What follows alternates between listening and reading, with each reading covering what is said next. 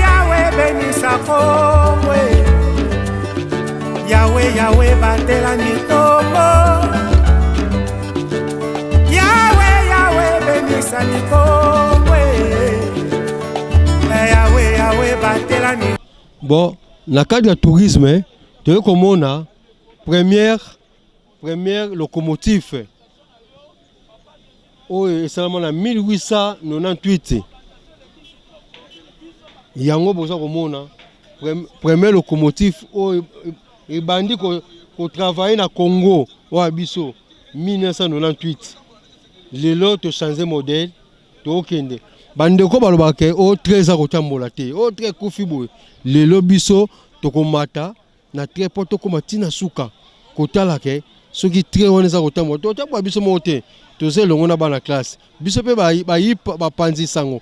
To zali apona koyeba soki 13 ans kotambola malamu. Yango to ye na cadre ko découvrir ndenge musala ya chef de l'État za kolenga. Botika biloba loba. Botika kotola. Congo eza biso. Toza na besoin avancement. Toza na bato bakosunga bako accompagner visa chef de l'État. Eza pour l'intérêt na biso. Ça fati ya rien. Fati nde aza ko sala. Azali moko chef de l'État Antoine Félix Tshisekedi azali moko oyo aza ko penser na ba Congolais. Alingi ke Congo est développé. Oyo aza na bolingo ya ba Congolais. Tolanda ya kobeta lisolo ya kolobala munoko wa bilembo ndeko na bilembo lobaka mingi ngana lobaka mingi te ngana monta la miso to kene to vivre ngo na ndela lobaka to kene ngai na kei na vivre ngo bomona ba très nde to tambola to koma tina ngai ya fatina suka nzambe.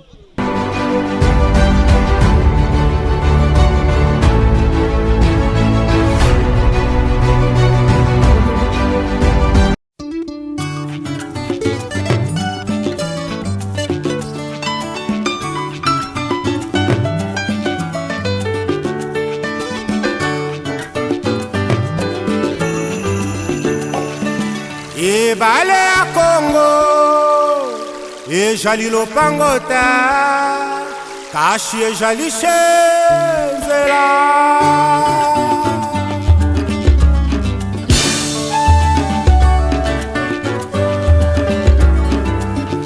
Yahweh Yahweh benisa Congo Yahweh Yahweh batela nikombo Nikombo Yahweh Yahweh batela nikombo.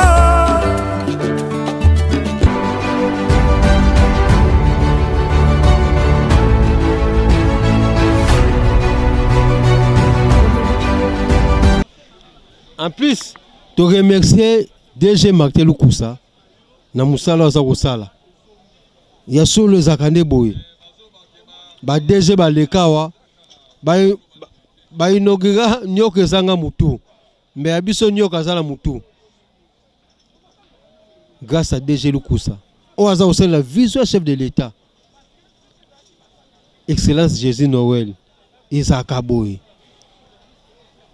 Bato balabaki kisasa ke bongate. O kisasa ke bongate. Nanguya ya Daniel Bumba Lubaki. Le gouverneur le plus simple. Abike Congo ekobonga. Kisasa ekobonga. Ya kolobeza mingi te bilili ne elobaka tolanda.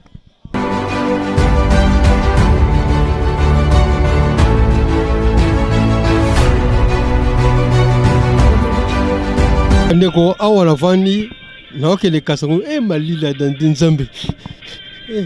Malili ngaye ya fati malili na okoka te nga malili na kena nga na poto Nzambe malili ya fati merci musala kitoko elengi ngaye na mesana na moi ngaye na mesana Afrique ngaye ya fati makamni no sa ngai Nzambe ya fati ngaye ya fati kitoko Nzambe ya fati merci bana kisasa balobi merci na musala osala kito nga kitoko ya fati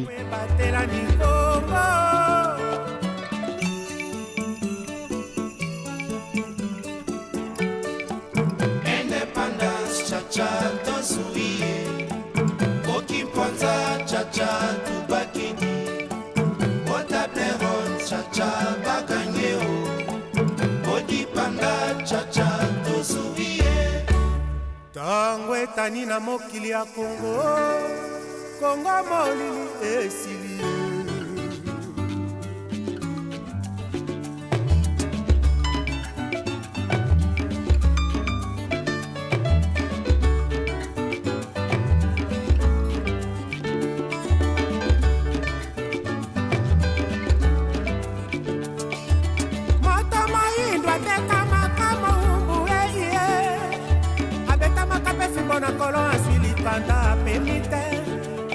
na bitumba conflit sur conflit yeba mboka etambolaka na mokonzi ye moko te kasi elongo na peuple imbwa azali na makolo manehi alandaka nzela seyaka ye makonzi ya Kongo makambi ya Kongo makonzi ya Kongo Denis Sassou Nguesso Ochombe mondial Joseph Kabila makonzi ya Kongo melesina likanisi monene bozui ya koti ya kimia na peuple et mon autre terre qui est Congo cultivons-la pour un avenir meilleur Yahweh Yahweh bénisse Kongo Yahweh, Yahweh, batela ni Kongo. Yahweh, Yahweh, benisa ni Kongo. Yahweh, Yahweh, batela ni Kongo. Prophète Simon Kimbangwe, Machwandere, Ana Congo.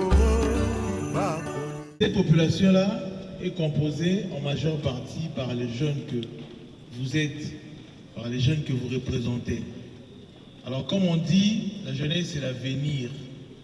Nous voulons que cette ville puisse se relever. Cette ville soit une ville de renom, soit une ville qui va faire la fierté de l'Afrique, mais également de notre pays.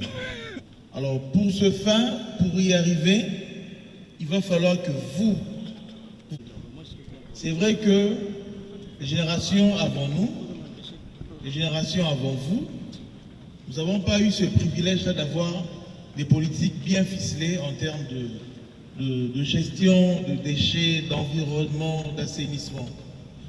Mais aujourd'hui, nous sommes en train d'implémenter une politique que nous avons définie, nous allons implémenter, mais nous savons que il y a encore beaucoup de pesanteurs, mais cela sera une réussite sans doute si vous portez la question. Comment est-ce que nous devons jeter? Notre ville n'est pas une poubelle. Tu ne peux pas manger n'importe quoi et jeter n'importe où. Les déchets doivent être canalisés. Et c'est comme ça que nous aurons une ville propre. La question de l'hygiène doit nous préoccuper. Et aujourd'hui, moi je crois fermement et j'ai mise beaucoup sur vous. Parce que cette ville qui est appelée à vivre des millions d'années, alors l'action doit être portée sur les générations futures que vous êtes. Ceux qui viendront et la jeunesse que vous incarnez aujourd'hui. C'est ce qui fera en sorte que notre ville soit vivante, que notre ville ne puisse pas disparaître. Parce que les villes naissent, les villes disparaissent aussi. Si je vous donne l'exemple de Capernaum, dans la Bible, vous ne saurez pas le localiser. Si je vous parle de...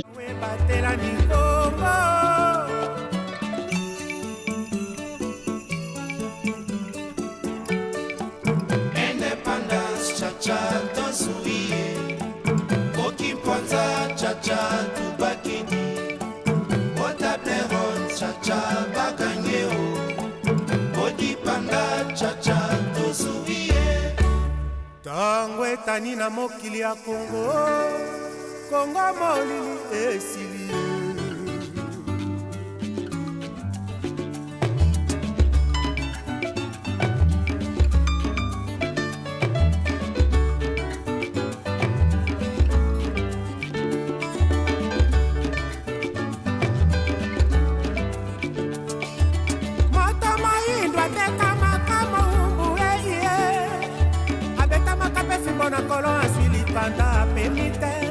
Bitumba na bitumba, conflit sur conflit. Yeba mboke tambolaka na mokonzi ye moko te, asi elongo na peuple. Imbwa azali na makolo manehi, alandaka nzela seaka ye.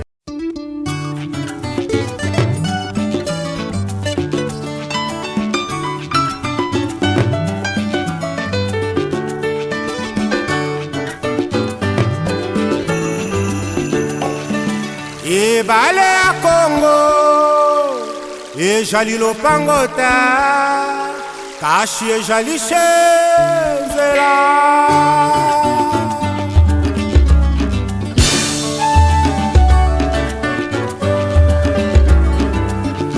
Yawe Yawe benisa Kongo, Yawe Yawe batela Kongo, benisa Kongo, Yawe Yawe batela Kongo.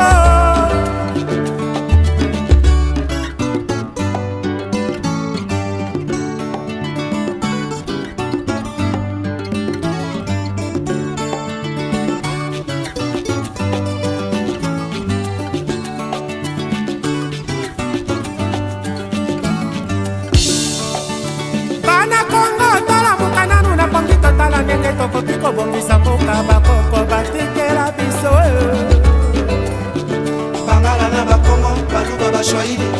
En tout cas, tout d'abord, je suis très content de voir aujourd'hui que nous avons de transurbains à Kinshasa, la ville-province de Kinshasa. Et j'ose croire aussi que ça va être partout en République démocratique du Congo pour faciliter bien évidemment le transport des Quinois et Quinoises, les Congolaises et Congolaises. Et aujourd'hui surtout sur le Congo, Congo nde mboka, mboka ngo mokengeli koi, mboka ngo mokengeli léopard.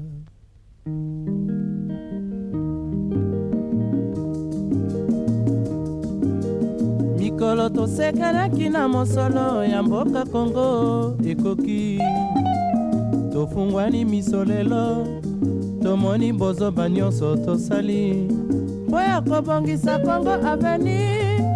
Ebongi tosala moto nyonso ata mwana.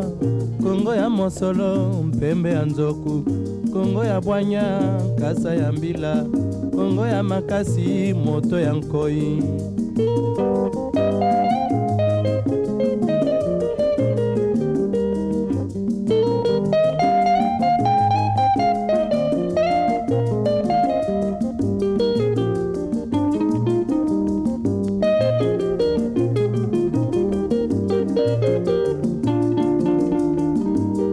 Mikolo tosekanaki na mosolo ya mboka Kongo ekoki, tofungwani misolelo, tomoni bozoba nyonso tosali mpo ya kobongisa Kongo avenir. Ebongi tosala moto nyonso ata mwana. Kongo ya mosolo mpembe ya nzoku, Kongo ya bwanya nkasa ya mbila, Kongo ya makasi moto ya nkoi. Kongo nde mboka, Kongo mboka ya bankoko.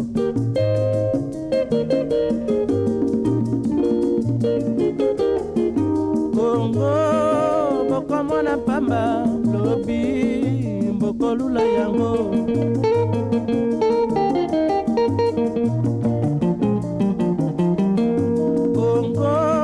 Kongo ya Afrika, Kongo ya kitoko.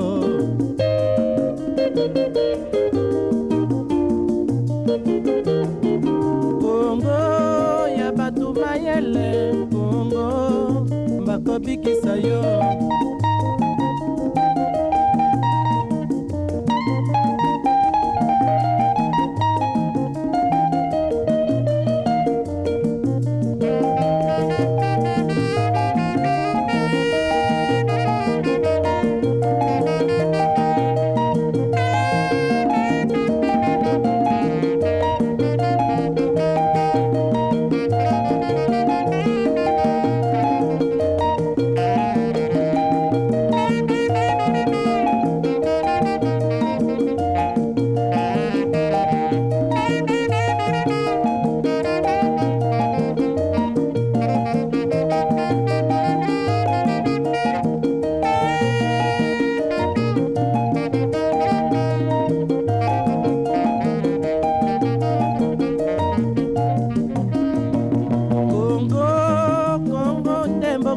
Kongo, mboka ya makoko.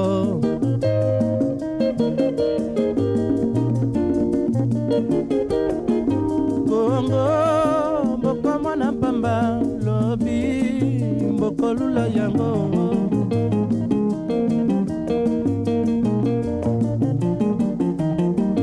Kongo, bana bazali koyekola Kongo, bakobikisa yo.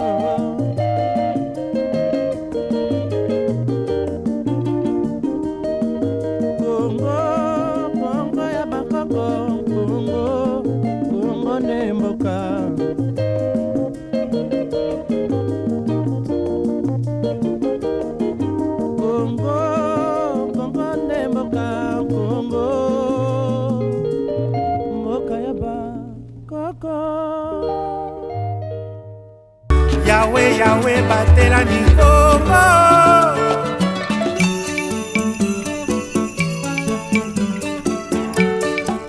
Indépendance, chacha, dansuie. Okimponza, chacha, tubakini. Otableron, chacha, baganyeo. Odipanda, chacha, dansuie. Tango etani na mokili ya Kongo, Kongo molili esili.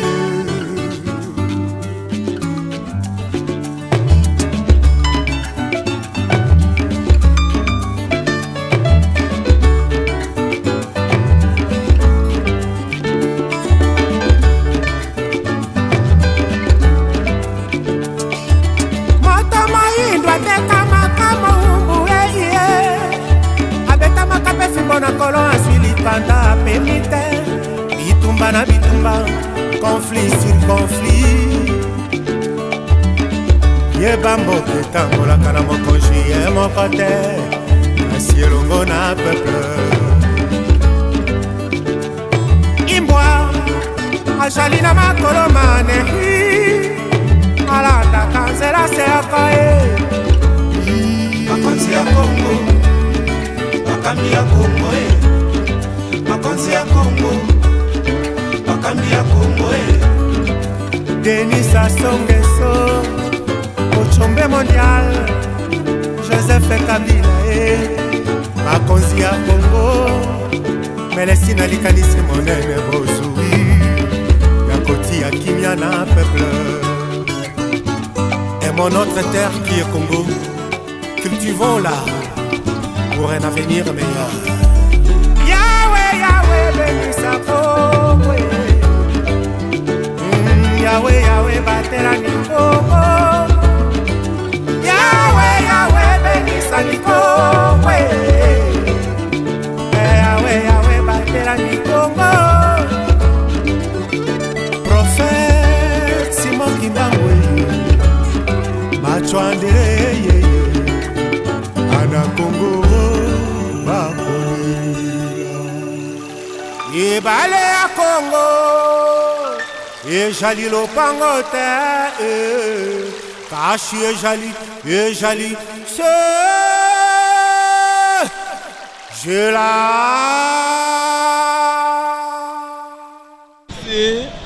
La vie vraiment s'est bien passée, mais j'ai aimé C'est bien passé. Je donne vraiment l'honneur à monsieur ministre vraiment Bumba, vraiment. Mais toutes félicitations, vraiment. J'ai des honneurs, vraiment. Des acclamateurs, vraiment. J'ai aimé la visite, la tourisme, en fait. J'ai aimé. Malheureusement, nous ne sommes pas encore. On n'était pas arrivés, nous sommes limités vers. Comment on appelle ça? Kimwenza. Nous sommes limités vers Kimwenza. Nous voulons qu'on puisse encore le refaire. Qu'on puisse le refaire encore parce qu'on veut y arriver aux destinations. Ce que j'avais à dire, c'est seulement ça qu'on puisse. Je veux qu'on puisse encore. Bis encore! Hein? Mais je dis merci beaucoup. J'ai vraiment aimé. Depuis on a mangé, on a fait tout. Nous ne sommes pas contents parce qu'on n'était pas arrivés aux destinations. Nous sommes contents, on a visité le train, on a mangé, on a fait tout. Je dis merci au gouverneur, à tout ce qu'il a fait pour nous. On lui dit seulement bis encore. Pardon? On a visité le train bien. Pardon? Oui, ça c'est. Merci le gouverneur, que Dieu te bénisse, que Dieu te protège de longue vie. Merci beaucoup à tout ce que tu as fait pour nous. Que Dieu te bénisse encore, longue vie à toi. On dirait ce qu'on peut dire, c'est on remercie le ministre. Je sais pas. Bon, on dirait c'est même merci à M. Daniel Bumba, le gouverneur de la République de Kinshasa. Merci à lui pour tout ce qu'il a fait pour nous les élèves. Beaucoup. Il continue à faire toujours comme ça. Merci à lui.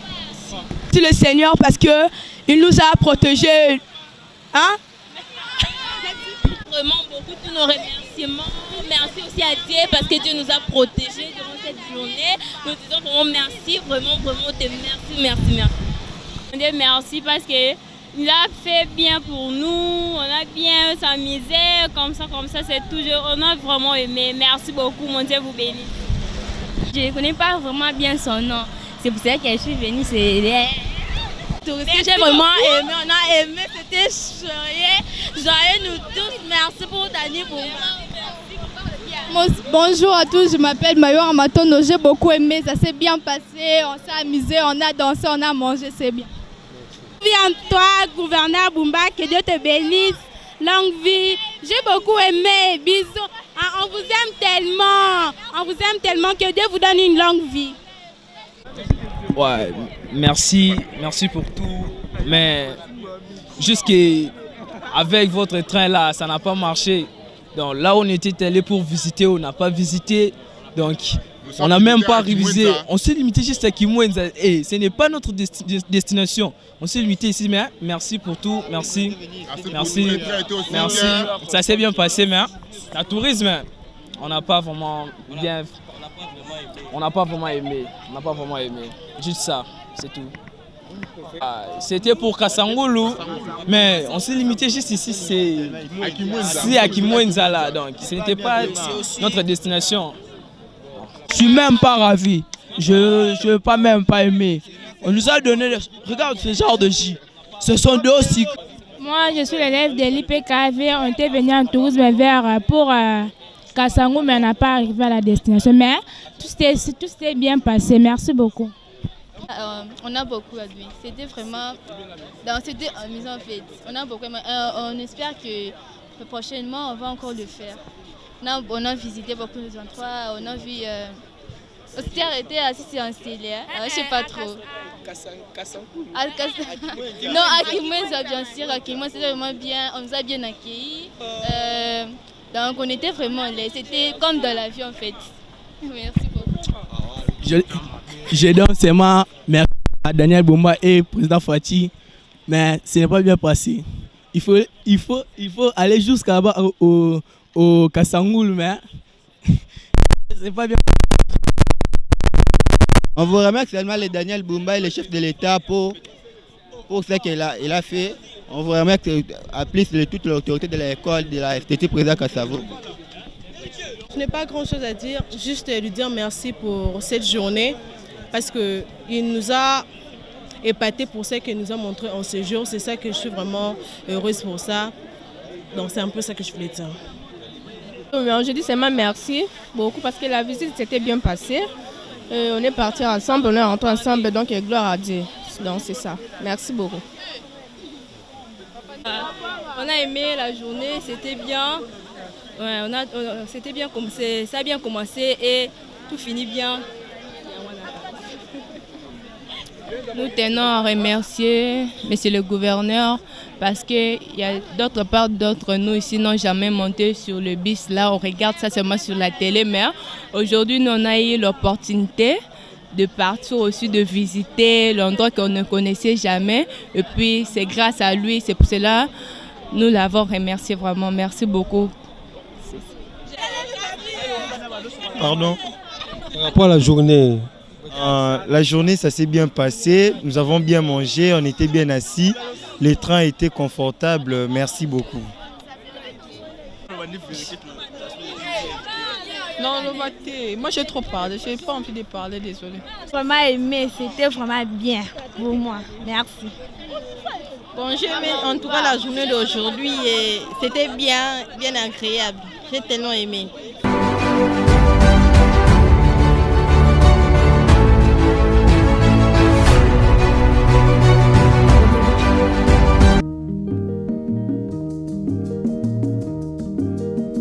mikolo tosekanaki na mosolo ya mboka Kongo ekoki tofungwani miso lelo tomoni bozoba nyonso tosali oya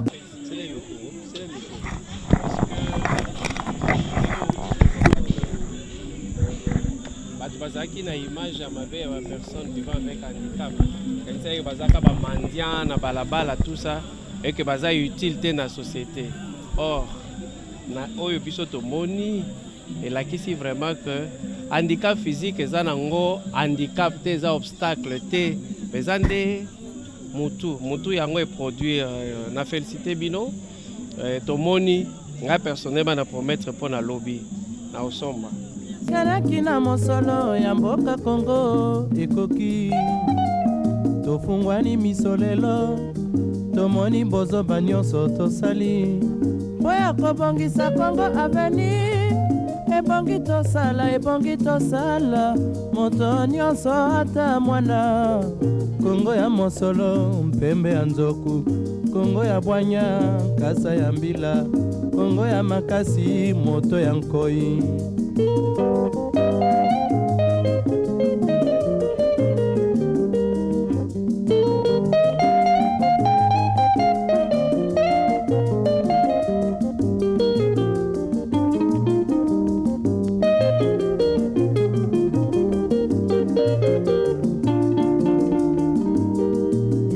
tosekanaki na mosolo ya mboka Congo ekoki qui a organisé une activité immense que ça n'a jamais passé ou vu, mais c'est une réussite totale et je le félicite. Bravo à l'excellence Daniel Bumba Lubaki. Nous sommes bonnes parce que je crois que c'est la première fois que notre commune puisse avoir un stand ici, mais aussi un événement de telle ampleur. Nous pensons que Kinshasa, c'est une ville touristique avec tout ce que les communes et même d'autres organismes ont présenté ici. En tout cas, ça nous a permis de découvrir encore un peu plus la ville de Kinshasa. Comme vous le dites, par les noms, ça pèse déjà beaucoup parce que c'est le nom du premier président de la République démocratique du Congo qui fit aussi premier bourgmestre noir de la commune de Dendal à l'époque, qui deviendra par la suite la commune de Kasavu. Alors, derrière moi, vous avez ici la table du fait président Kasavu. C'est la table qu'il a utilisée quand il était encore bourgmestre. Alors, à côté de cela, nous avons au niveau de notre commune. Nous avons la maison des anciens combattants, nous avons les avenues qui traversent notre commune, qui portent le nom des batailles remportées par la force publique, notre première armée congolaise, au niveau de l'Éthiopie, Gambela, Sayo et autres. Et aussi, nous avons aussi des espaces comme Ligne des Trois, là où est répété le feu Luambo Makiadi. Il y a aussi des grands noms qui ont évolué dans le domaine sportif. Nous avons Mutubi et Santos actuellement. Nous avons des Kabongo, de Kader et beaucoup de choses. En tout cas, au niveau de la commune de Kasavu, il y a beaucoup de choses à raconter. Et je crois que il était normal que nous soyons vraiment représentés ici dans ce festival du tourisme de la ville de Kinshasa. Tout s'est très bien passé. J'ai apprécié l'initiative du gouverneur de la ville, province de Kinshasa. Et puis, vu les déroulements de tout ce qui s'est passé et tout, et c'est pas mal, c'est une bonne chose. Alors, c'est une très bonne organisation. Donc, j'implorais dans les sens que non, que ce soit ni la première ni la dernière fois, que ce soit continuel alors, puisque ça va aussi beaucoup aider la jeunesse de la ville de Kinshasa. À tous les moments de la RDC, je ne peux que, quand on dit éduquer une femme, c'est éduquer toute une nation. C'est dans le sens que non, l'événement qui s'est passé est très bien fait aussi pour nous les mamans, dans le sens que nous devons connaître notre ville, province de Kinshasa, par où alors nous vivons et faire connaître aussi à nos enfants qui sont nos aïeux, qu'on sort notre progéniture et comment est la vie de Kinshasa.